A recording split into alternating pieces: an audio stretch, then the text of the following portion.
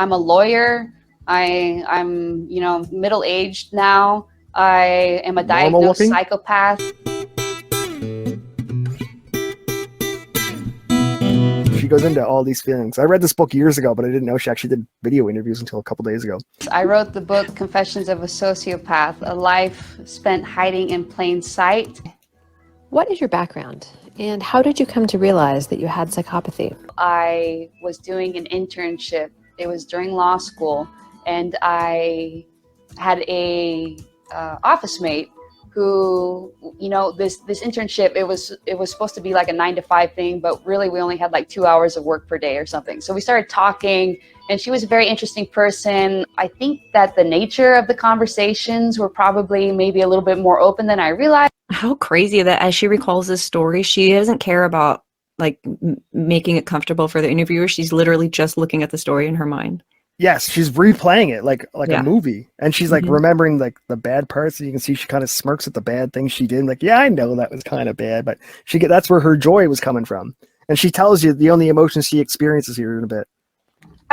After several weeks of this, she said, you might want to consider the possibility that you're a sociopath. And so I just looked it up and found a website that had 12 criteria or something, and I kind of read through it, and I was like, actually, this does seem to fit. People had been telling me all my life, think more about others, consider others' safety. What about other people's feelings? What about other people's needs? And that was not a very useful thought for me, because I was so bad at it. I mean, it just went so far against the grain that I basically, I was terrible at it. I even if I tried to, I'd forget the next day, and then it was like back to the same sort of behavior. And I think one of the things that kind of struck me is that, probably the labels that I think fit more closely are that I really didn't feel guilt. I understood that I didn't feel guilt. I understood. See the smile when she says, "I didn't feel guilt."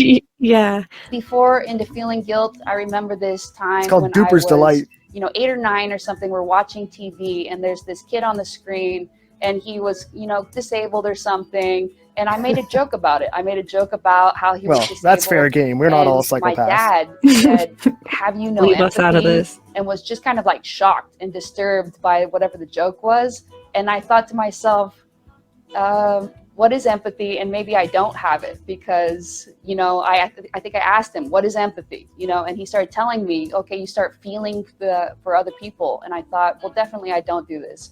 I mean, it is right? one of my more negative traits, especially when, during my 20s. I call that kind of like the playground stage, because that was when all of my psychopathic traits were at their peak. And if somebody cried, I would get angry with them. I thought crying is kind of a manipulative tactic, because I don't understand crying, especially if we had a close relationship. We were a friend for several years. Right? They know I don't understand the crying. Why are they crying? Almost kind of like a use your words with a toddler thing. That would be my reaction with them.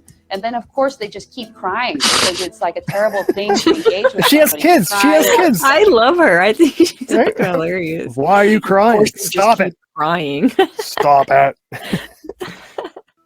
Sometimes when I think about these stories, these guilt stories, I don't know what people would feel guilt about. So I do have a little bit of mind blindness there, See the smile? I've never lived the life of somebody who feels this empathy, this guilt way. And she's amused by it. I'm kind of amused by it too, for her sake. Yeah. I like the fact that that this is how it comes out of her for some reason. Well, she wants people to know what a psychopath. She's trying to out all the other. She's not psychopaths. masking anything. No, this is full on. And the scary part is she hangs out and socializes with other psychopaths and talks about their psychopathy. But this is She's helping them fine-tune it. Yeah, and this is where that book I was talking about earlier comes in, is, are psychopaths an evolved species of humans? Because if she doesn't feel any negative things and she only feels positive things, wouldn't that be a better quality of life? I think yes. If you didn't believe in God and an afterlife and eternal life, then absolutely psychopathy would make you the best in this life, because who cares? You want money, fame, fun, fuck your emotions. Absolutely. It's like a consequence free. It's a psychopath is a computer that's yes, it's way dangerous. It's so dangerous. So I don't know what might trigger it. I've never have really felt anything for animals. You know, I've never had a pet or ever felt But like she doesn't a want to hurt them. connection She to just doesn't animals. care about I've them. never like tortured animals. I know, you know, some psychopaths do for various reasons. You know, I never was one of those that tortured animals. But one time I was teaching swimming lessons. I went out, I saw there was this baby opossum. It was like this big, you know, just like struggling to try to get out of the pool. And I thought, oh, baby opossum must have fallen in the pool in the night or in the early morning. Now he's trying to get out. But I also thought, you know, opossum is a pest. I don't want this opossum around me. If I fish him out, then who knows what he's going to do. You know, even like domesticated animals can kind of turn on you, especially when they feel like they're kind of in that. I mean, these feels rational. Am I a psychopath? No, but well, she goes into it. Yeah, she's trying to think like, oh, it's a fucking pet. Like if it was a fight or rat, flight kind of moment. So I was like, I'll just drown the opossum. What I did is just got a hose and just kept like hosing him. So he's trying to like get up, and I'm just like trying to drown him with the hose. And I do that for like 5 minutes. And he's actually a trooper, this baby opossum. And so I thought, this is not working. I will just cancel the swimming lesson and just go off and do. I thought she said she didn't torture animals. well, that's not torture. It was just a hose. It feels like torture. He She's was a trooper. waterboarding him before he drowns. He was a trooper. He was a Do trooper. something else, you know, go to the beach for that afternoon. I'll do something else. I can't kill this that man. seems cold-hearted to people, the way I went about it. Little smirk. That's See? just kind of, and that's kind of an interesting thing too. We're socialized to think certain things are, different things are cold-hearted.